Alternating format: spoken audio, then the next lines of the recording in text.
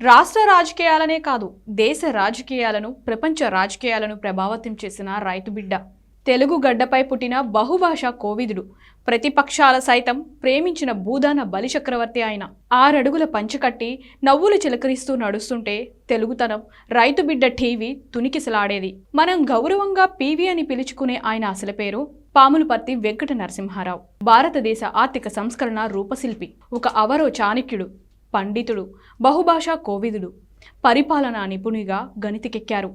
ఆయన అభిమానులు ఆయన్ని అభిమానంగా పీవీగా పిలుస్తారు. ఆయన దృఢ సంకల్పం, క్లిష్ట పరిస్థితుల్లోనూ ప్రశాంతంగా వ్యవహరించగల గుణం ఆయనను ప్రత్యేక వ్యక్తిగా నిలబెట్టాయి. పీవీ 1921 జూన్ 28న వరంగల్ జిల్లా జనగామ తాలూకా లక్నేపల్లి గ్రామంలో పాములపర్తి సీతారామరావు మరియు రుక్మాబాయమ్మ దంపతులకు జన్మించారు. ఆయన పూర్వీకులు మెదక్ జిల్లా పాములపర్తి గ్రామం నుంచి కరీంనగర్ జిల్లా వంగర గ్రామానికి చేరుకున్నారు. 4 ఏళ్ల వయసులో వంగర గ్రామస్తులైన పాములపర్తి రంగారావు గారి దత్తత పుత్రుడిగా పెరిగారు. పీవీ విద్యాభ్యాసం వరంగల్ హనుమకొండలో ప్రారంభమైంది. ఆయన పూణేలోని ఫెర్గుసాన్ కళాశాల నుండి బీఎస్సీ డిగ్రీ పూర్తి చేసి నాగపూర్ యూనివర్సిటీలో ఎల్ఎల్బీలో ప్రథమ శ్రేణిలో పట్టా పొందారు.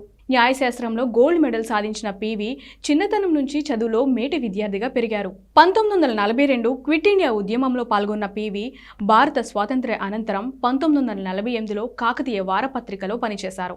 1952లో తొలి సాధారణ ఎన్నికల్లో కరీంనగర్ నుంచి లోక్సభకు పోటీ చేసి ఓడిపోవడం ఆయన రాజకీయ ప్రస్థానం ప్రారంభమైంది.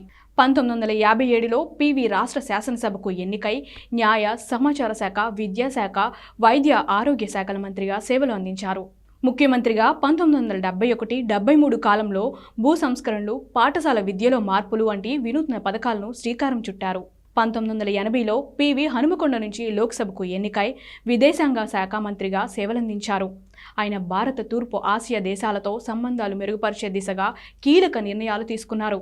1991లో భారతదేశ 9వ ప్రధానమంత్రిగా బాధ్యతలు చేపట్టి ఆర్థిక సంస్కరణలు, శక్తివంతమైన పాలనతో దేశానికి మైలురాయిగా నిలిచారు. పీవీ 11 భాషల్లో ప్రావీణ్యం కలిగి ఉండి 1000 పడగలు వంటి ప్రసిద్ధ నవలలను హిందీలోకి అనువదించారు. పీవీ నరసింహారావు 2004 డిసెంబర్ 23న ఢిల్లీలోని ఎయిమ్స్ ఆసుపత్రిలో చికిత్స పొందుతూ కన్నుమూశారు. 2004 డిసెంబర్ 25న హుస్సేన్ సాగర్ తీరంలోని నక్లెస్ రోడ్లో ఆయన అంత్యక్రియలు ప్రభుత్వ లాంఛనాలతో ఘనంగా నిర్వహించారు. పీవీ నరసింహారావు తెలుగు ప్రజలకు గర్వకారణం, యువతకు ఆదర్శం. భారతీయ రాజకీయాల్లో స్థిరత్వం, సాహిత్య సేవలో ఆయన కీర్తి చిరస్థాయిగా నిలిచిపోతుంది. డిసెంబర్ 23 ఆయన వర్ధంతి సందర్భంగా K7 ఘన నివాళి అర్పిస్తోంది.